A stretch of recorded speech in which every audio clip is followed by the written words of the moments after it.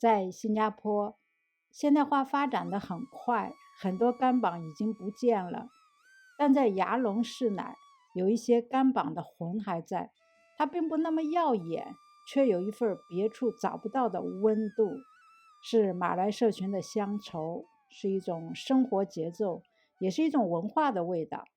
走近感受了才会懂。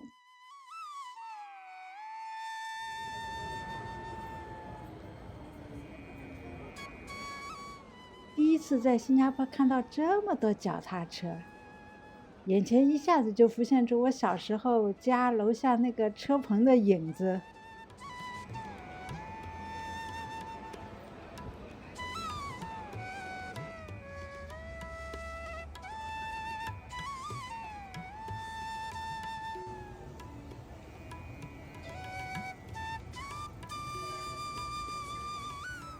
今天是周末，看起来他们好像在野餐，有点像是在庆祝节日的样子。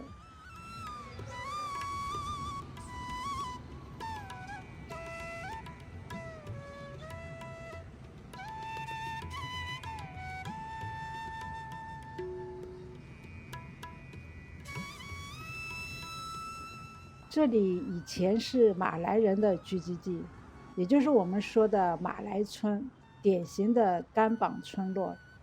后来因为城市建设，这些甘榜被拆除，楼房和商场取而代之。这座牙龙市乃大厦就是在原来村子的地基上建起来的。快速的城市化让这片地方逐渐失去了过去的样子。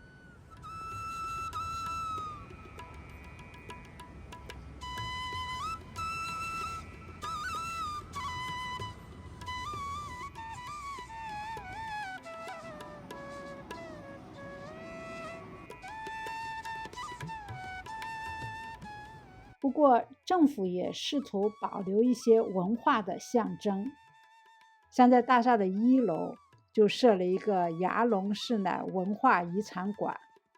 这个馆不大，里面展出了很多的照片、故事，还有以前居民用过的东西。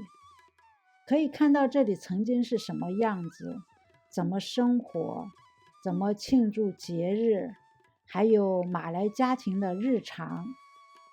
这些是很小的生活物件，但都藏着记忆。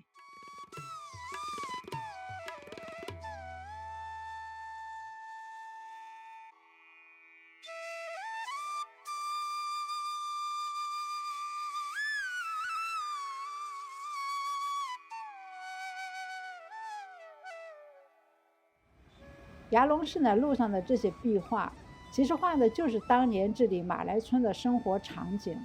这些记忆没有被锁进博物馆，而是直接搬到了街头。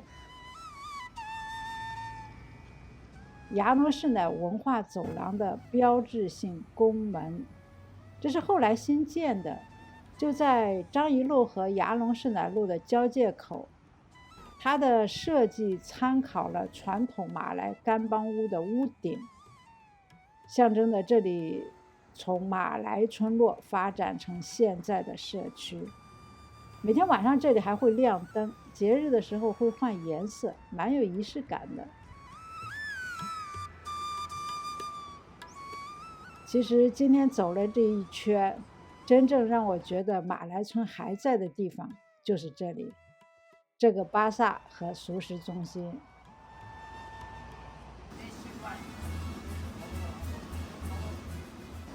牙龙市乃市场的1楼是湿巴萨，有卖菜啊、水果，还有海鲜。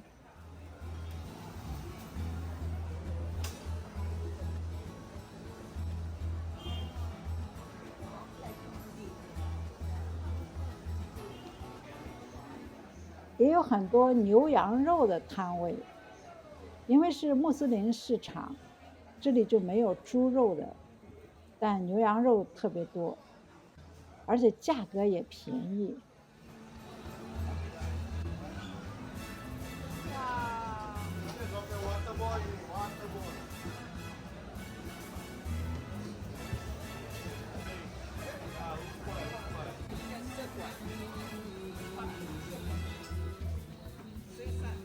块。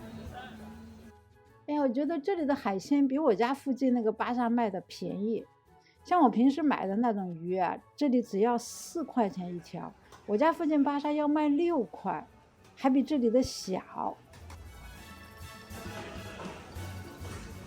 海鲜不仅便宜，品种还很多哎。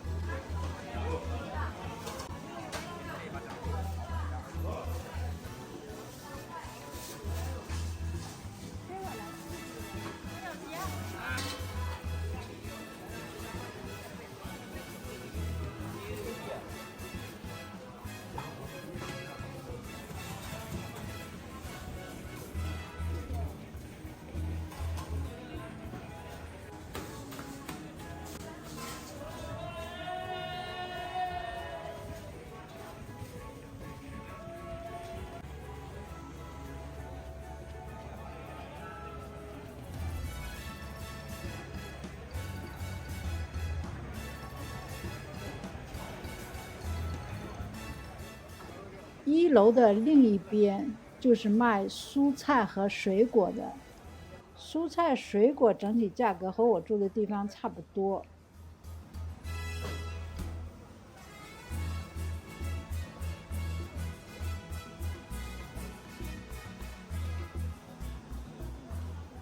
不过也看到一个很特别的东西，就是香蕉花，就是香蕉树上最后那个紫红色的花苞。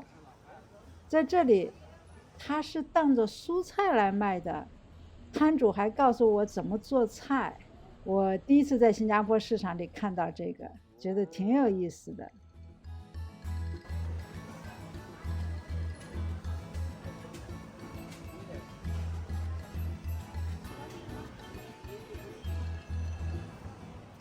2楼市场是卖衣服和熟食中心，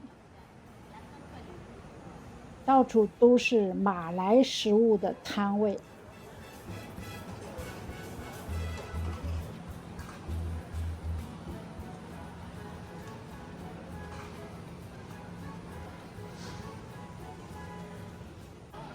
我买了一份羊肉汤，感觉有点像马来版的羊肉泡馍，只是它用的是咖喱和黄姜，配的是小块的面包。羊汤非常的浓郁，有点辣，但真的很好吃。我是蘸着面包吃的，像是换了一种方式在吃西安的羊肉泡馍。